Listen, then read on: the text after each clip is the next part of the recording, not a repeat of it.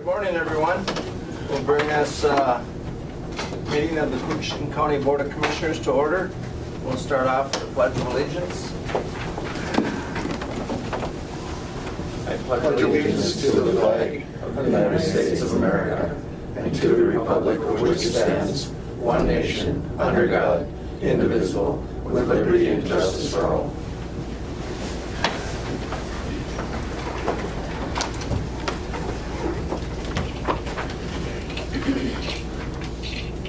First item on the agenda is to approve the proposed agenda.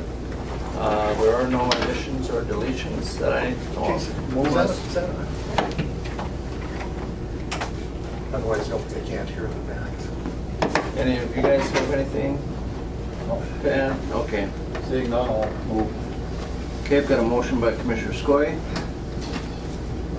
second by Commissioner Schobel. Any discussion? Hearing none, all in favor? Aye. Any opposed? Motion carried.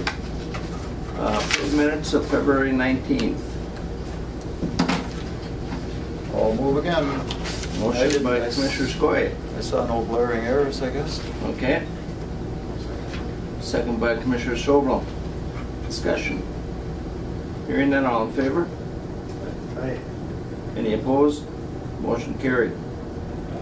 Financial business.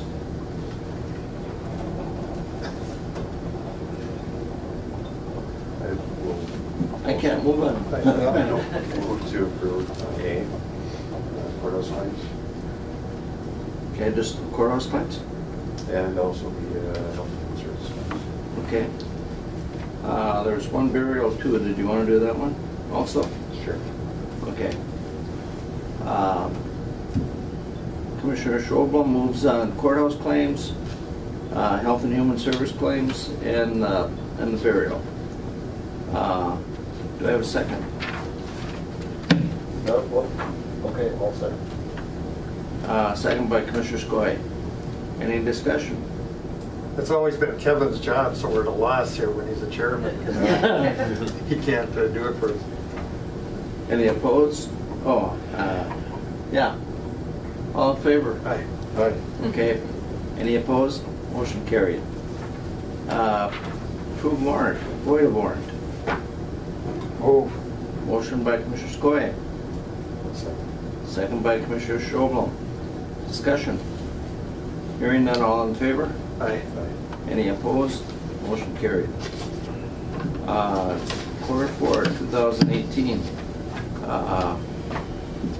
Budget versus actual report.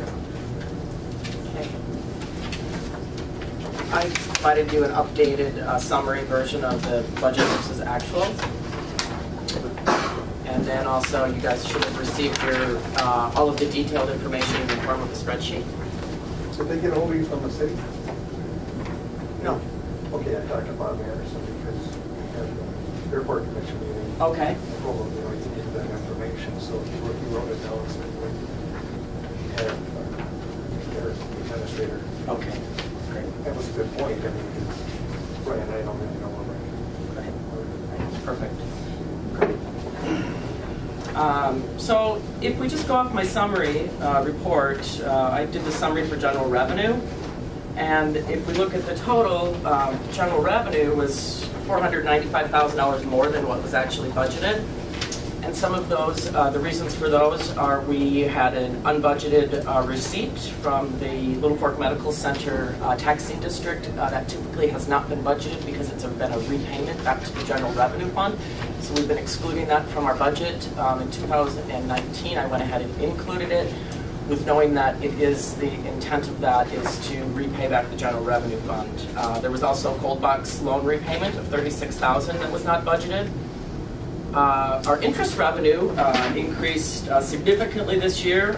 We budgeted about, we received actually almost $140,000 more than was actually budgeted, so that's always good. Interest rates have gone up a little bit in the last year, and so that's reflected on our interest revenue.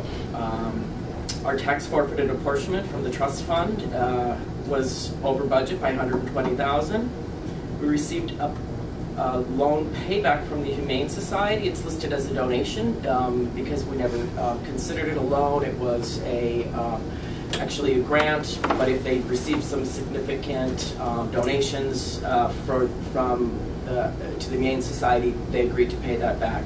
So they paid back both the city's portion and the county's portion for $30,000. So that was nice. And rents and royalties were over budget by $140,000, and that basically is just because of the way that we're recording rents and royalties. Public Health and Human Services pays rent. We give them some money back on rent. We're not doing that this year because it's just a little bit more transparent. If they're paying rents and they're using that rent to be used for some of the funds that they can capture from state and federal grants, I think that it's not a rent repayback. We're just giving them extra funding from County Program Aid is the fund that we used for that in 2019. Expenditures were under budget by $216,000. County board, $44,000, a little bit less. Part of that is a little less per diems, a little bit less travel than we had anticipated. Administration was under budget by about $126,000. That is pretty significant, and the reason for that is because it was a negotiation year, and we had budgeted for some wages in contingency for retro pay, and then also for some professional services. So we were able to come in a little bit under budget on that, which is nice. Arrowhead Regional Corrections, we budgeted for an additional probation officer, which we had talked about during the budget process, and they worked really hard at trying to get us a probation officer, but with some turnover there, I think we had one for part of the time, but most of the time we were short of a probation officer. I think that in 2019 now, we're at 5 probation officers. Is that where we're at on that, Wade? All right. And so then the transfer back to Public Health and Human Services was unbudgeted, and I mentioned that above. So general revenues was budgeted to spend $190,000 of reserves, but the actual end results, based on preliminary information of my 2018 financial statements, those are unaudited. We actually had a gain of about $500,000, so that's pretty significant. You've got the details for the highway. Do you want to talk about the highway budget, Joe? If you're here, a little bit, budget versus actual? Just a quick one, I guess. Okay. I think we have 4 expenditure categories that we roll up to and 1 revenue category. Our expenditure category is 301 is 301 is administration. We were under budget, and 301 construction is what we call 302 out of Fund 10, and we were over on that.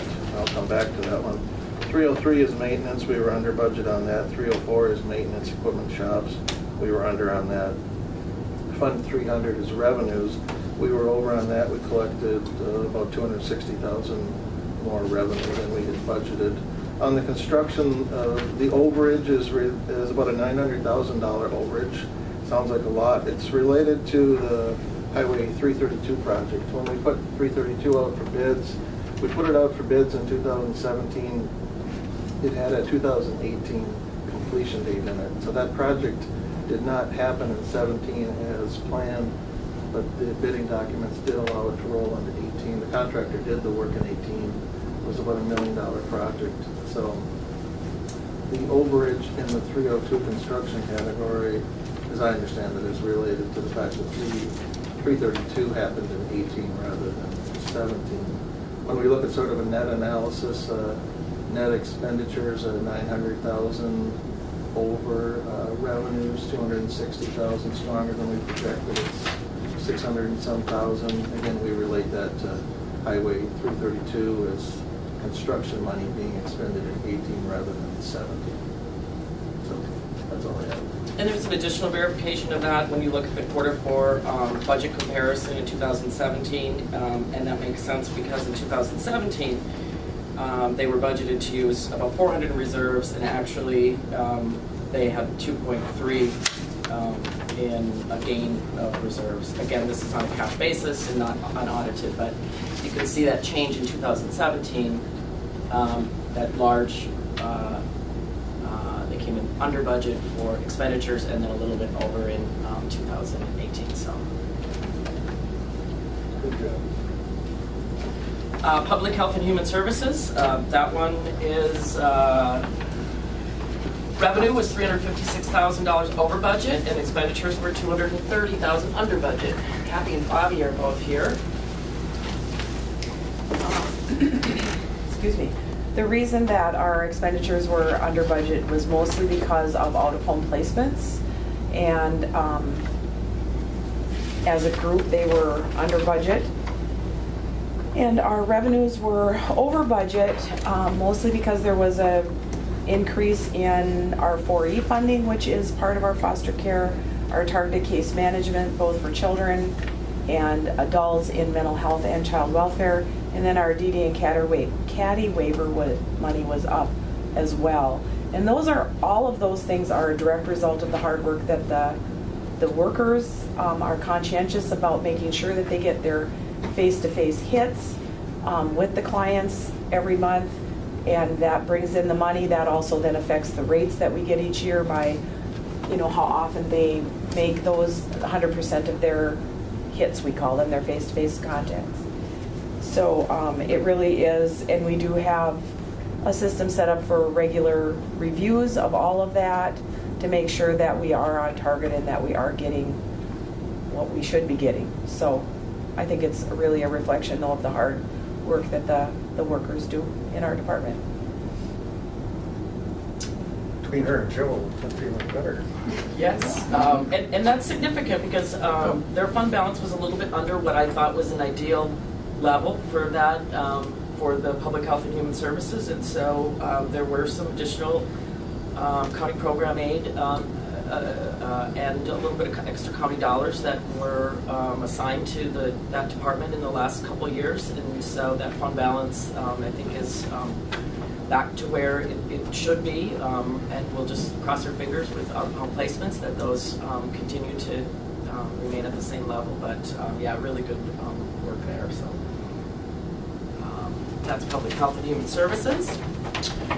Environmental Services, if we look at that report, they came in, they were budgeted to use $163,000 of reserves, and they used, had a gain of $150 of reserves. So that's there's lots of things that are part of that, but revenue's a little bit over budget, and expenditures just a little bit under budget. That was a new, Dale had done that budget, and Matt administered it, and Matt pretty much followed exactly where that budget was. And Doesn't include the sewer project. no, that does not include the sewer project. That's a whole different animal there. The other ones that I pointed out, aquatic invasive species, that was budgeted, that we were going to use all of the reserve funds. Those are all restricted funds. That wasn't used, but those funds will just roll over into the next year. The KDA funds revenues were budgeted at $155,000, but this is revenue that's going to be used in 2019, and that's the IRRB money. Budgets are to be done on a cash basis, and in the past we've done this budget using reserves, but because those funds are actually received in that calendar year, I'm going to adjust how that budget is done to more accurately reflect the actual cash in and outs per year.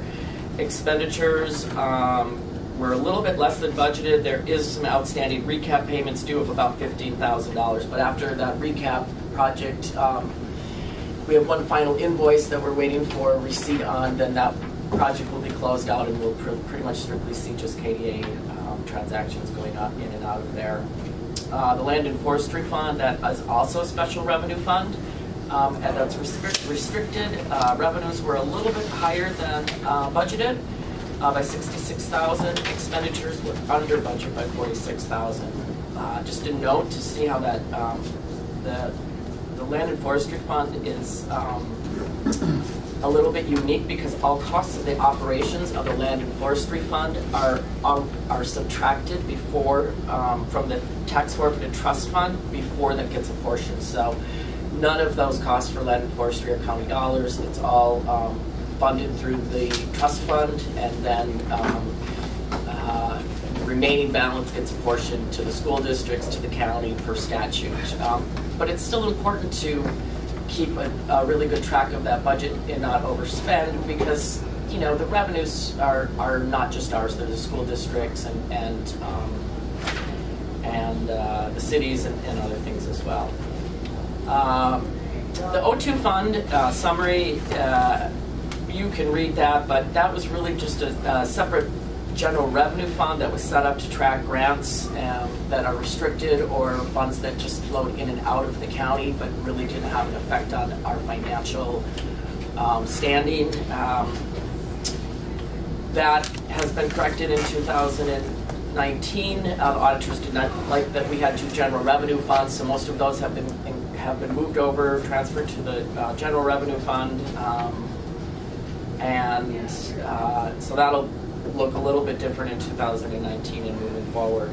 One of the things that I wanted to give you a summary of is if we look at our actual budget, actual versus the budget versus actual, we had budgeted $36 billion of revenues and $38 billion of expenditures. The actual ones that came out, we had $39 million of revenues and $36 million of expenditures. We had budgeted reserve use of $2.2 million overall. We actually had a gain of $2.1 million, but part of that is because of the Island View Sewer Project. So we had estimated that what we actually spent in Island View was a little bit off. So if we subtract that number from the budget, our regular budget is about $24,000, and you can see the differences there. So without the Island View Sewer Project and without those, some of the O2 funds, we had budgeted a reserve use of a little bit less than $1 million, and in actuality, we had a gain of about almost $600,000. So, information for me for when I'm doing budgets, when we start that process again in the spring and into summer and fall.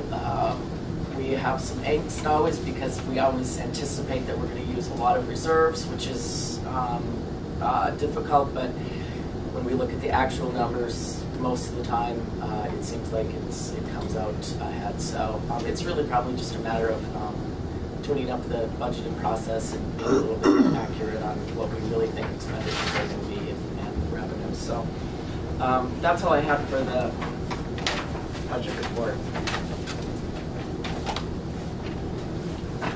Any questions for Jen? Okay, we'll move on. Personnel business, notice of hire, veteran service officer, Mark Lassard. Mark, you want to come up and say just a few things real quick, or you started yesterday? I started yesterday. Good morning. First of all, I'd like to thank you all for the opportunity to serve in this position.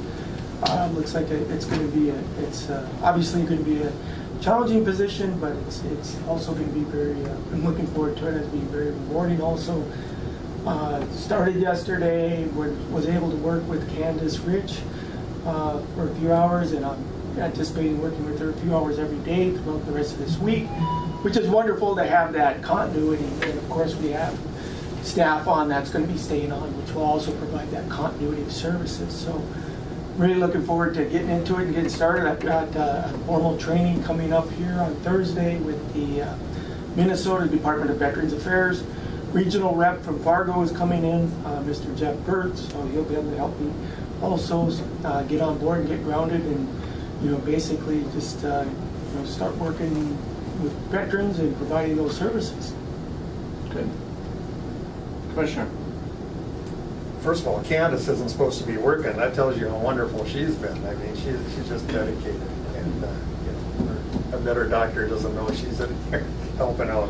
But that's her choice, and she did a wonderful job. You have wonderful staff over there, Mark, so yeah, we're all excited to get things going. Appreciate it. Welcome aboard, and good luck to you. All right, thank you, sir. Gentlemen? I know. Thank you, Mark.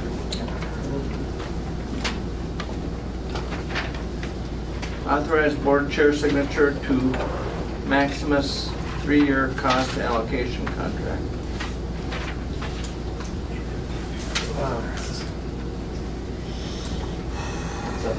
That is for our cost, indirect cost allocation. They come in and after the audit is done and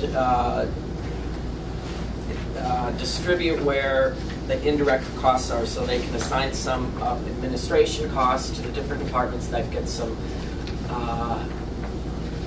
that those costs can be used then to capture federal and state grant money, mostly state grant money. Most Public Health and Human Services is the user of that information, and a little bit of highway depending on what kind of funding there is. Is that a pretty good explanation, Kathy? Okay.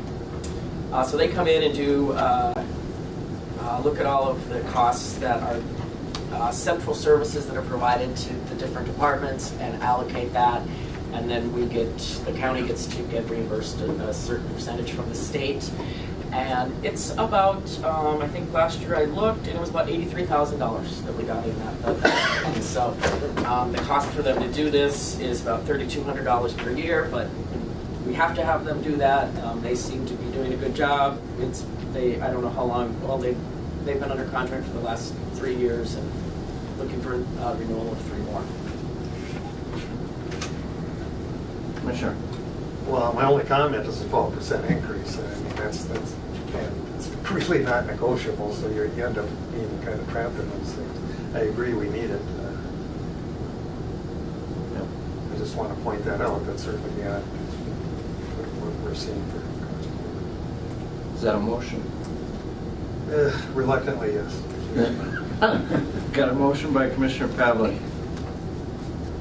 Do I have a second? Second by Commissioner Schroblom.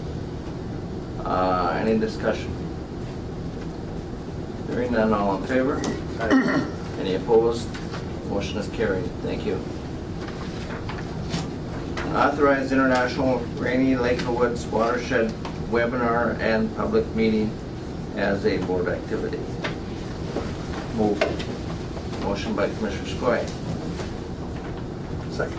Second by Commissioner Pavlik. Discussion. Hearing none, all in favor? Any opposed? Motion is carried. Approve out-of-state travel for myself, Commissioner Ady. I'm going to withdraw that request right now. I talked to Paul Carlson from AAOA. This was for a community action item, and out in Washington, D.C. to meet with our congressional representatives. And I talked to Paul this morning and found out our congressional delegation may not be there. Pete Stauber for sure won't be there. He'll be in Duluth. They're on recess because of the shutdown. Things got rescheduled and out in Washington, D.C. and the Community Action Conference was already scheduled to take place at this time, and things just kind of got out of whack a little bit. So because our congressional representatives won't be there, I just kind of made the decision to withdraw my request, and because we'd be meeting with their aides and stuff, but our actual delegation may or may not, part of them may or may not be there, so. But, all right? Everything I ever got out there, I got through the aides. They're the ones that knows about it. Yeah. If I could, Mr. Chair, I just add onto this, though, it's certainly imperative that we keep a channel open with Representative Stauber and his staff. Yep. Because if we're ever going to get any federal dollars for that Van Linn project. I know. It's going to be through him because he's on the transportation committee. Yep. And we need to put together that information to make a strong case on why there needs to be federal involvement due to the federal view of all that commerce that's coming through that rail section. Yep. Yep. I was, asking for the county to cover half the cost. AEOA would have covered half. And, but I just thought it'd be in counties and my best interest to pass on it this year, so.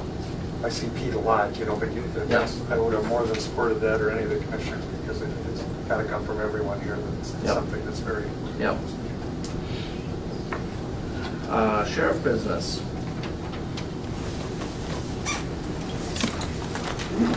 Good morning. I sent the whole crew after us this morning. Easy stuff today. When we're looking for funding for Van Linn, here's going to be 3 of our testifiers. Yeah, exactly. I'll put my name on it. Of course, I'll put my name on just about anything. I'll do it. What's up first? Approved request to seek bids for 2 Dodge Ram squads. Just a clarification, it should actually say solicit, seek bids for 2 4x4 pickups, is what it should say. We knew that. So, Those are those things. yeah. We've done this before. All right, I'll move. Got to have them. Got a motion by Commissioner Pavlik, second by Commissioner Skoye. Discussion. Done a good job of getting that use out of them, getting rid of them at the right time. It's working. Yep. All in favor? Aye. Any opposed? Motion is carried. Update on transportation miles and cost. Were you guys forwarded the numbers? I threw those numbers in your RPA. Okay. Yeah. So basically, for 2017, we drove about a little over 60,000 miles. 2018, that was reduced down to about 40. So, hours driven went from 1,207 down to just under 800. So very good. And I figured, and this is just an average cost. I averaged it out. We went from $18,000 of cost, essentially driver wages, down to just not quite 12,000. So I don't know if there's any singular, reason for that. I think definitely the Northland Counseling and the crisis response team has definitely helped. But I guess from what I've learned in the last 4 or 5 years is the transportations are just so unpredictable. It's it's just totally random. But I think they've helped for sure. Very similar to out-of-home placements because all these years they've gone up and they've gone down. And the bad years it just kills our budget, of course.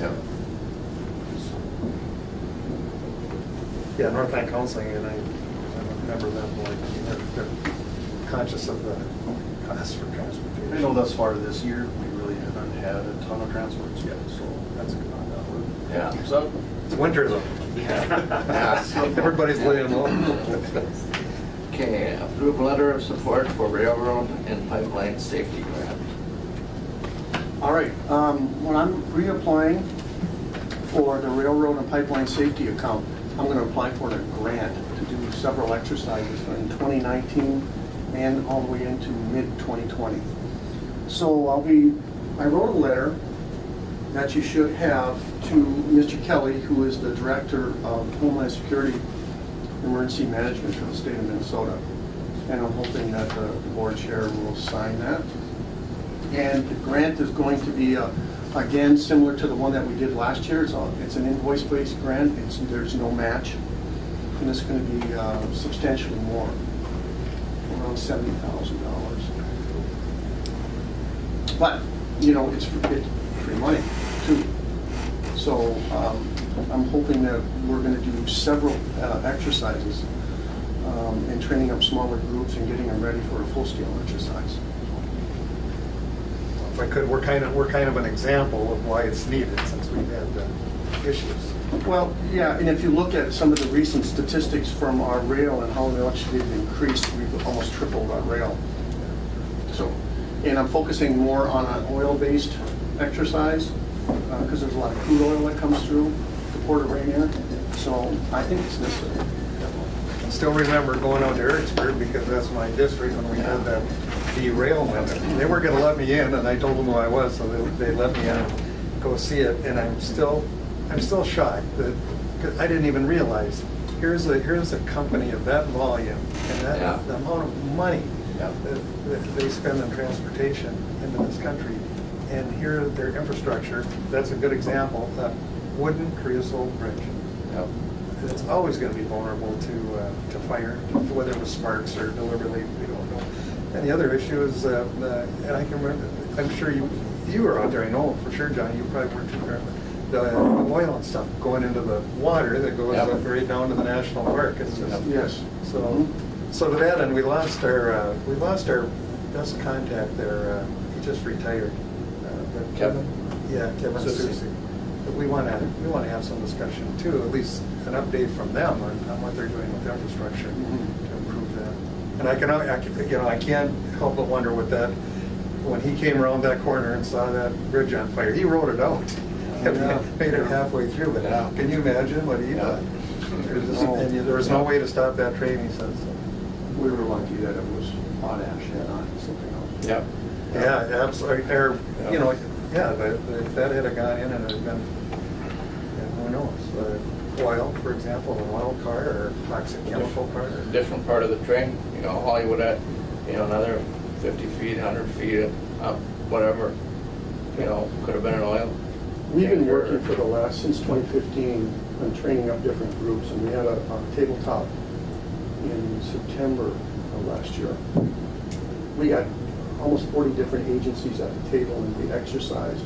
So we're beginning to learn what our resources are and how we're going to respond to it. But this is a continuation of it. We have a lot more things to accomplish. I gotta say, see, to their credit, though, they did a good job in remediation. They're fantastic. Yeah. They're very good to work with, Yep. and they have they're truly professionals when they bring their equipment in very quickly and get it mitigated. Well, there's a lot of revenue if they're not able to get to where they're going. So we'll be doing a lot of different exercises with many different resources, including CN, including our partners to the north, Canada. Do you happen to have a count, Willie, on how many rail cars have gone through there, or like last year or whatever? We have typically 30 to 35 trains every 24 hours. And we're expected to go to 50 trains every 24 hours very soon. And we have 25 to 33,000 containers a month. And that's going to increase to 50 to 60,000. And we get about 7,000 oil cars a month, but that's going to increase. I think at around a 15% increase for the next few years. So, and a lot of it is Alberta sands oil, which is a very dense crude. So if it does get in the water, it doesn't usually sit on top. It sits on the bottom and just rolls in coagulated amounts. So we have a lot of work to do to prepare for something like this. Okay. I think it's important that Joe gets those numbers. He's doing grant work and stuff for. I also did the last 5 months of the year in a comparison from 2017 to 2018 that shows the increase in amounts of train traffic that we have. Yeah, that would be important also. Commissioner. Thank you, Mr. Chair. I just want to take this opportunity to give credit here to our highway engineer, Joe Sutherland, who's done all that work to get the quiet zone as just one example. You talk about the increase in traffic. Can you imagine what our residents in Rainier would be going through? It was constant because they were required to blow those whistles both ways and for set amounts of time. I can even hear them way up where we live, so you can imagine, you know what it's like for people in Rainier. And I mean, that's just one of many projects Joe and the board have been able to accomplish to get some remediation.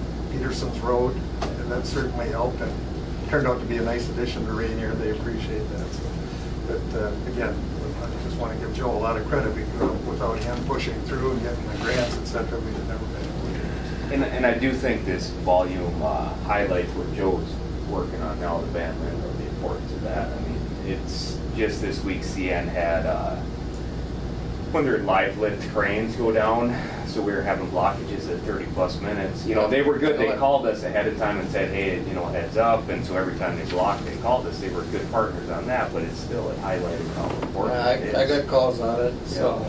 And we were just talking about, you know, I mean, we want to pursue some federal dollars because of the international transportation system that represents. And what we need are examples like the fire and like the one you just mentioned and how often they happen. We need to make a case here to get, because without federal dollars, we can never afford this.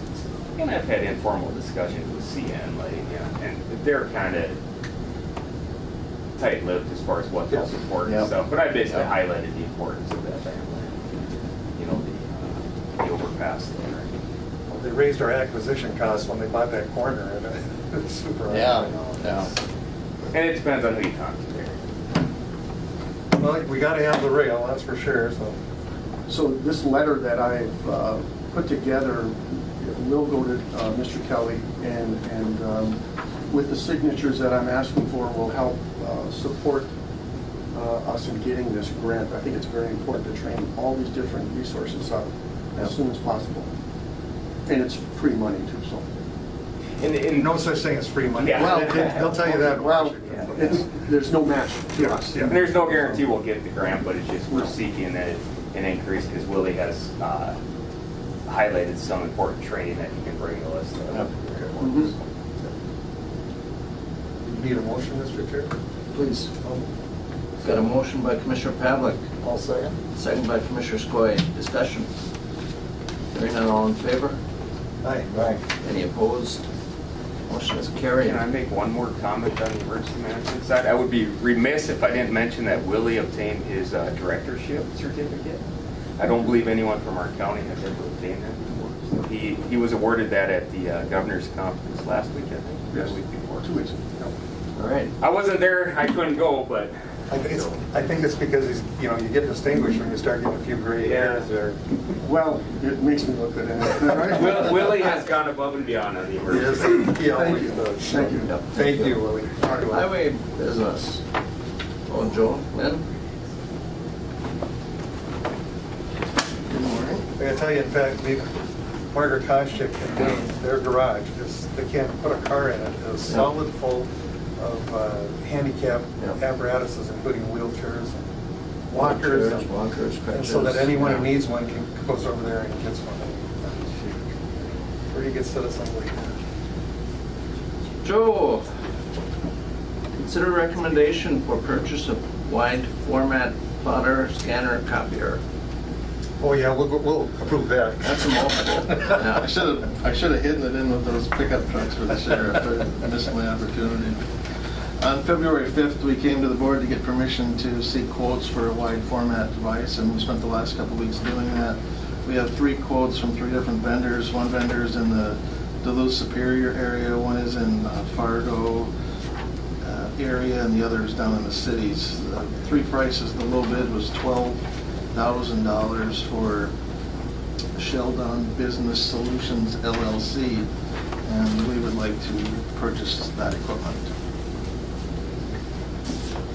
And if I could, Mr. Chair, and then the city offered to contribute and The city staff offered, and then it went to the city council. The city council approved that recommendation. It actually went through the city, I think the Public Works Committee, and then it went to the council. The council took action to authorize $3,500 to the county for sort of helping subsidize the cost. We also get 45% of it covered through our state aid, so the county out-of-pocket share is about $4,600. So it all works for you then? yeah, I think it's a very good deal. We share it with any of the local municipalities, some of the other quasi-governmental. Verniers asked about it. It's kind of a two-piece equipment. Part of it is the plotter, and part of it is the scanner and copier. And we're going with an OSE brand, which we think is the state-of-the-art.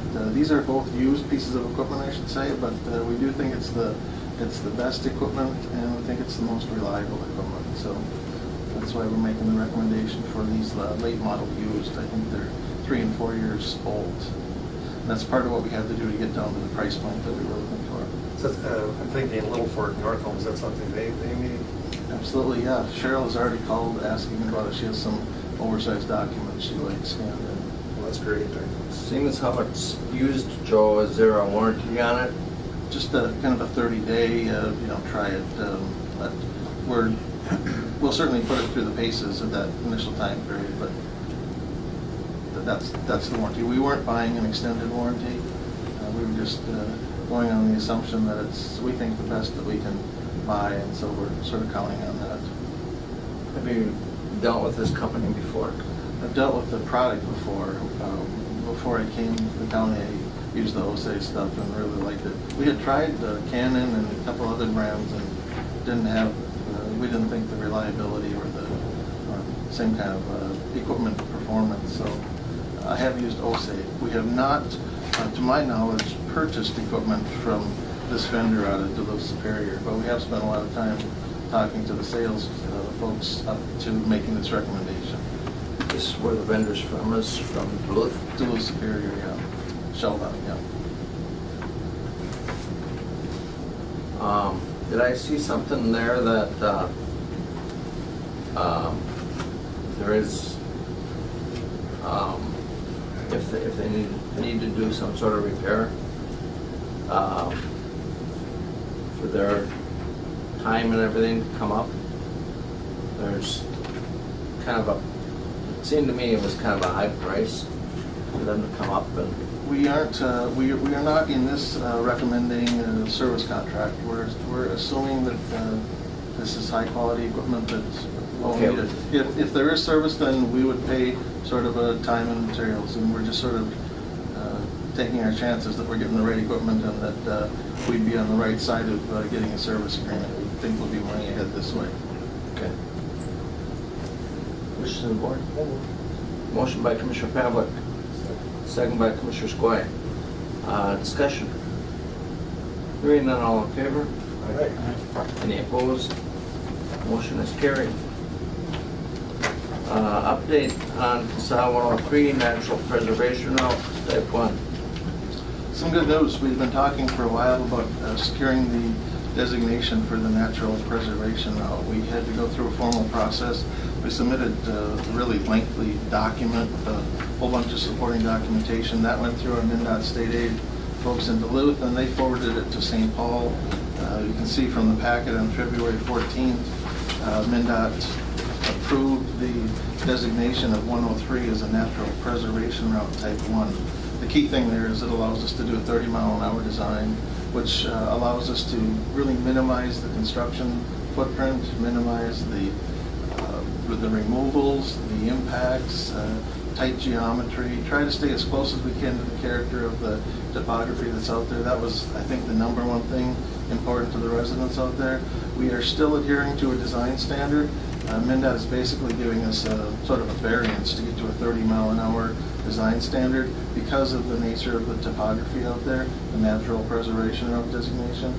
We have to comply with certain criteria. We have to put signs up there. You've maybe seen a similar sign when you drive onto the Gold Shores Road, declaring it a natural preservation route, but I think it's a real winner. It gets you from 40 miles an hour down to 30. I think it's really good for the property owners. And I think it's actually a cost savings for the county as well, to be able to have the tighter geometry, the reduced impacts, a lesser amount of rock blasting.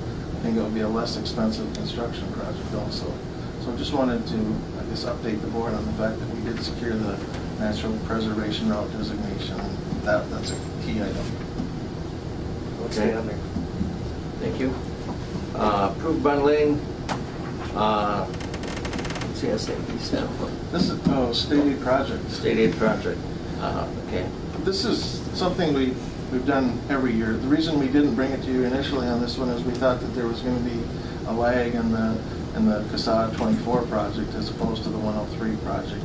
We submitted the 103 project about a month ago, but MnDOT had a big backlog of plans to review and approve. We seemed to get in the pile at the same time with a lot of other counties. And so while MnDOT was waiting to get to our 103 plan, which they have done now, we then completed the 24 plan. So they are they, I think initially were not on a concurrent time frame, and now they are. We think that there are several advantages to bundling. Basically, there are 2 projects that go in one contract. We've brought it to you like that for many years. Little Fork, we bundled the 3 projects, all the paving for the last several years, we've always bundled. We think there's an economy of scale. We think we get better pricing. It provides some flexibility for the contractor, some hauling. Both projects have paving, they have curb and gutter, they have a lot of sand. So there's a lot of similarities in the projects. We think we'll get a better project. We submitted this information to our state aid engineer to see if he concurred that bundling made sense. He concurred, he included an email in there. We do think it's going to bring value to the county. We think there'll be a cost savings by bundling. We would have asked you to have us have them tied when we asked for permission to advertise for bids for 103. Again, because we thought they were on lagging schedules, we didn't, but they have now gone on to the same schedule, so we'd like to tie them together. But just a question, as part of that preservation, I assume you're going to improve the deer trails for them too? Like they're crossing all that. I got to tell you, when I started, we had 5 new commissioners. Nobody knew what it is. Same question, what's an SAP? And Grindle said, that's you, you're the SAPs. He's quicker than I am. Well, I'm willing to move. Okay, motion by Commissioner Pavlik, second by Commissioner Skoye. Discussion. Hearing none, all in favor? Aye. Any opposed? Motion is carried. Great work. Thank Very you. good. Thanks, Joe. Thanks, Joe. You did make a bunch of happy people up there with us. So. I think it's a winner for us. Is there still a meeting at 11 with the committee of the whole? Is that still happening? Okay. All right, I think we're... Public Health and Human Service Business. Joe, were you Yeah, walking your dog oh. out there today? Was that you? No. Oh, I someone. Do you have a lab? I have a black lab. Yeah, someone was walking a black lab out in the parking lot. Must have been a resident. No, Okay. no, that's my dog. Oh, wait, Joe, it was Wayne's dog. A lot of people have said we look like twins. You're not the first. Well, now we're all warmed up for you. Well, and I'm going to be quick. We saved the best for last. We already approved the burial payment, so.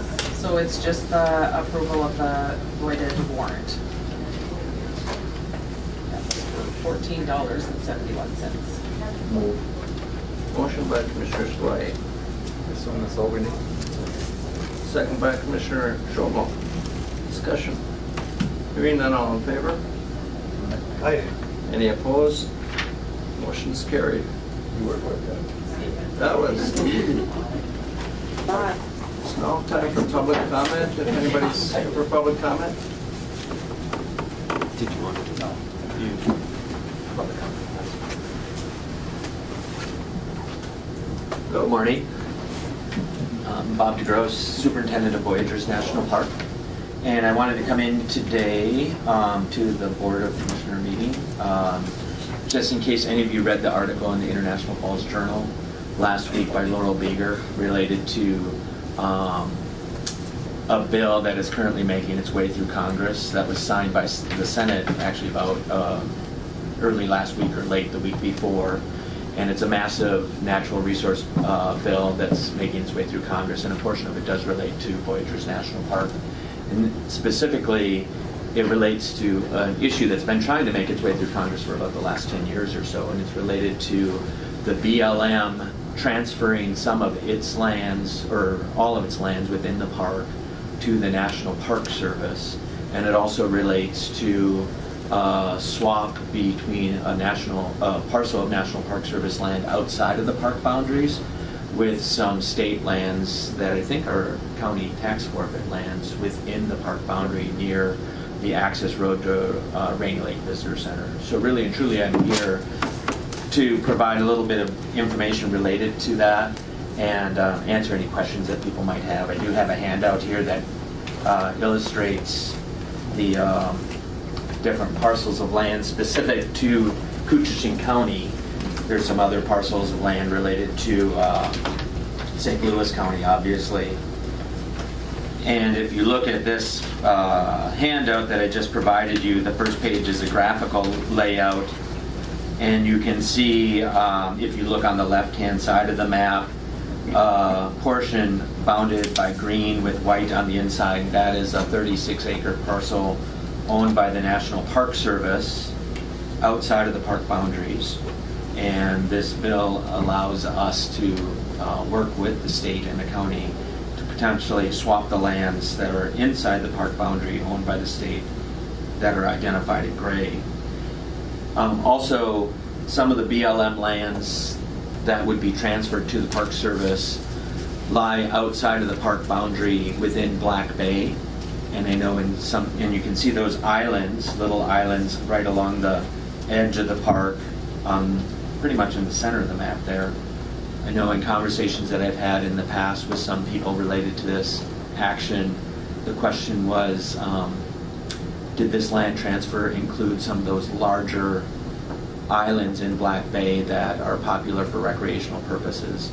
And you can see that it does not actually. So there's more detailed, there's an aerial imagery on the second page, and then more details, sort of zoomed in maps on the following pages there.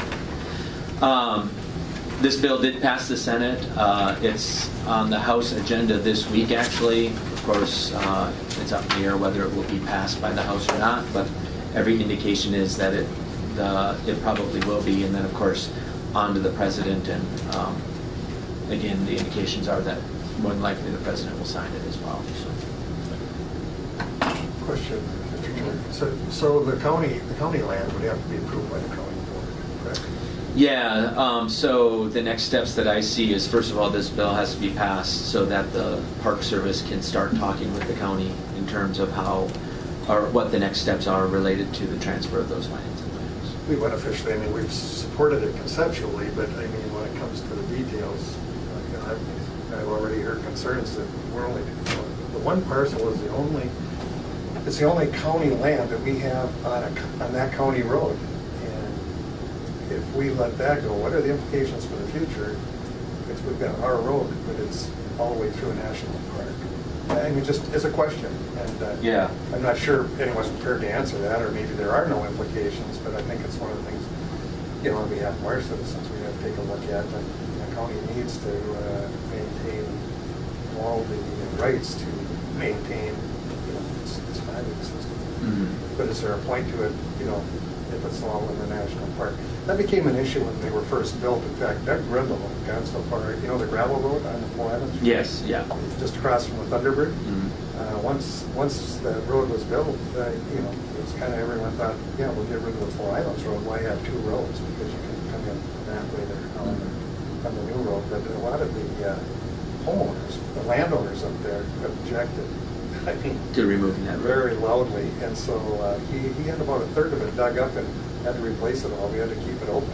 You know, so there are. I'm just saying, letting you know. I mean, I certainly don't have a decision in my mind, but it's one of the concerns I've heard, and I said like I said, we're going to be working with you on that as we go through the process. Well, and obviously, too, there's a discrepancy between the acreages and things like that. The Park Service portion is about 33 acres outside of the park, and then the state lands within are about 49 acres and everything.